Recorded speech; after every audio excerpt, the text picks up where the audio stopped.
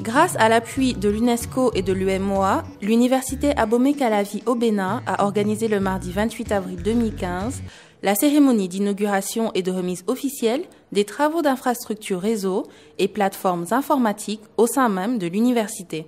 Un événement placé sous la présidence du ministre de la Recherche, des Sciences et des Technologies. Ce projet est le résultat d'une synergie. Une synergie entre plusieurs institutions, l'UMOA qui a financé, l'UNESCO qui est chargé de la mise en œuvre, et nous qui sommes les receveurs de tout ça. Nous pouvons vous assurer que nous ferons, pour ce qui concerne le Bénin, un bon usage de tout ce que vous nous avez laissé ici. Et comme le commissaire me l'a dit à Abidjan, et je l'ai entendu dire tout à l'heure aussi, que c'est le Bénin qui est le premier pays pour recevoir toutes ces infrastructures. Donc au nom de tous ces pays, de toutes ces universités qui vont recevoir ces infrastructures et qui sont partant dans ce projet, je déclare donc lancer, au nom donc de tous ces pays, la mise en œuvre de ce projet, résultat d'une grande synergie pour l'amélioration de la qualité de l'enseignement supérieur dans notre région. L'utilisation des TIC et des innovations dans le domaine de l'enseignement supérieur est aujourd'hui devenue indispensable. Avec la réforme LMD et le nombre croissant d'étudiants à gérer dans les universités, il faut des outils adéquats pour un bon déroulement de l'année académique.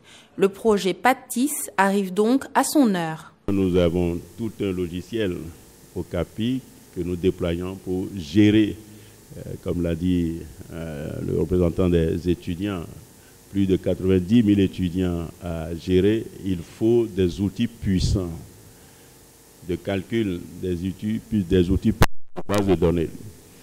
Les serveurs que vous nous avez donnés étaient arrivés à bon terme.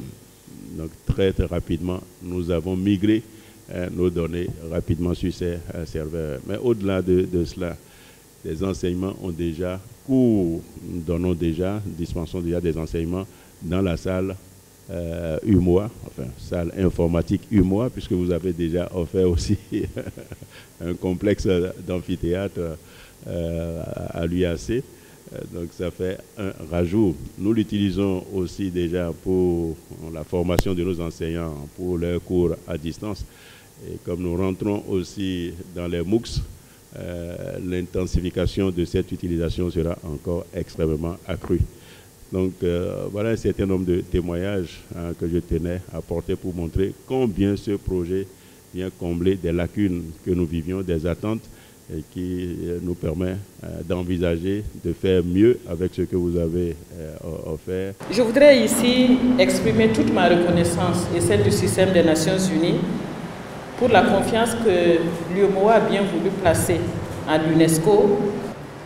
La mise en place de ce projet montre encore une fois l'importance du partenariat triangulaire tel que recommandé par le partenariat de Busan pour une coopération efficace au service du développement. Excellences, Monsieur le ministre d'État, Mesdames et Messieurs, nous savons que le développement économique et social passe par la disponibilité de ressources humaines de bonne qualité. C'est pourquoi cette initiative qui permet à la jeunesse de travailler, à la jeunesse d'accéder à la connaissance et à l'information dans un espace communautaire qu'est celui de l'UMOA est une bonne expérience et une bonne initiative que je voudrais encore saluer. Je crois qu'avec cet outil et ce qui sera mis en place, nos étudiants, nos chercheurs, le corps professoral pourront accéder à l'information à temps et en heure et améliorer bien sûr les connaissances. Je voudrais donc terminer en formulant le vœu que l'enseignement supérieur au Bénin et en Afrique de l'Ouest se développe et permette à nos jeunes de disposer des compétences plus adaptées aux exigences du marché du travail, mais aussi aux ambitions légitimes de développement des pays. Dans le cadre de l'implémentation du projet PATIS au Bénin, c'est un financement de 400 millions de francs CFA qui a été débloqué. Un investissement qui porte sur la livraison de matériel divers, mais aussi d'importantes installations réseau. Nous nous réjouissons de procéder aujourd'hui à la remise officielle des infrastructures réseau mises à niveau et des plateformes matérielles déployées à l'université d'Abomey-Calavi. Monsieur le ministre, il s'agit des 1510 mètres de fibres optiques monomode posées, des 5 salles d'accès aménagées et équipées, d'une salle serveur équipée de matériel de pointe qui en fait un data center répondant aux normes exigées, d'une plateforme de numérisation, d'une plateforme d'édition, d'une plateforme d'impression à la demande et d'une plateforme d'autoring. Le projet a permis l'extension du réseau de fibres optiques de l'université d'Abomey-Calavi, dont l'étroitesse avait toujours constitué un obstacle majeur à la disponibilité d'une bande passante à même de répondre aux besoins de connexion d'une population étudiante en pleine expansion. Par ailleurs, les capacités des serveurs mis à la disposition des étudiants et des enseignants ont été rehaussées de manière à répondre plus efficacement aux besoins informationnels et de gestion de l'université. Madame Anne-Thérèse donc a développé les autres aspects liés aux services et aux prestations que le projet PATIS pourra permettre aux universités de réaliser dans les meilleures conditions. Les intervenants ont tenu à rappeler que le matériel ne peut pas à lui seul permettre l'atteinte des objectifs fixés. Il faut aussi procéder au renforcement de capacité des acteurs et compter sur d'autres facteurs inhérents à la réussite de ce projet. Nous devons retenir que, bien que l'acquisition et le déploiement matériel constituent une composante importante de l'intégration des technologies de l'information et de la communication dans l'éducation, ce sont les renforcements des capacités des acteurs dans l'utilisation de ces technologies, le développement d'applications informatiques et de services TIC répondant aux besoins d'amélioration de la gouvernance de nos universités.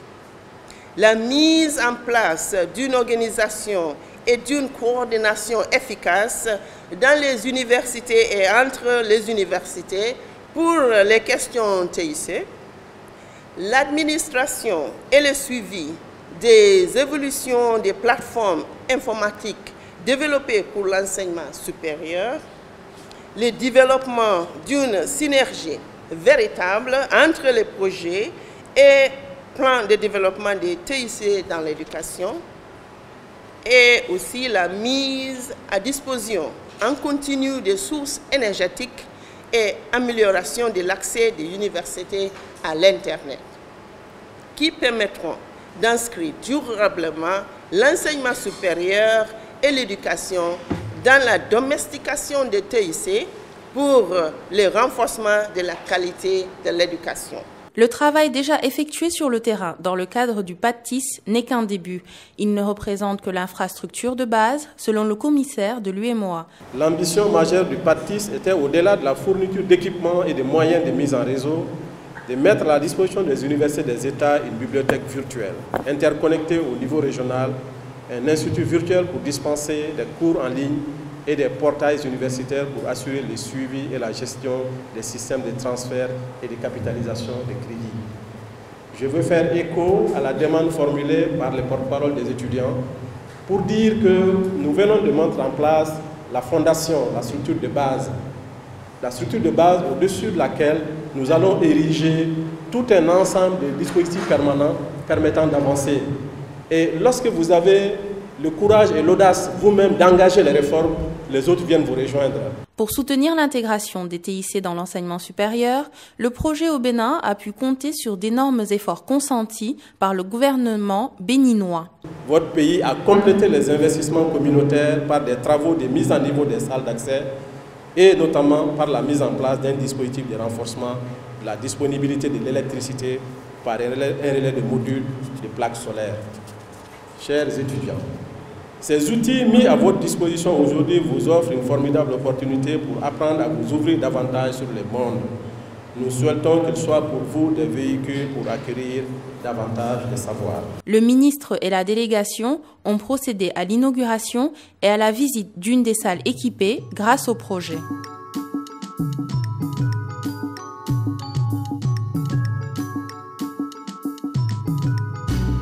Les bénéficiaires du projet au Bénin sont conscients du fait qu'ils ont une lourde responsabilité à assumer afin d'assurer la pérennité de ce projet. Les initiateurs du PADTIS peuvent compter sur l'engagement pris par les différentes parties prenantes au Bénin pour améliorer la qualité des formations dispensées et assurer un bon suivi du matériel et des infrastructures.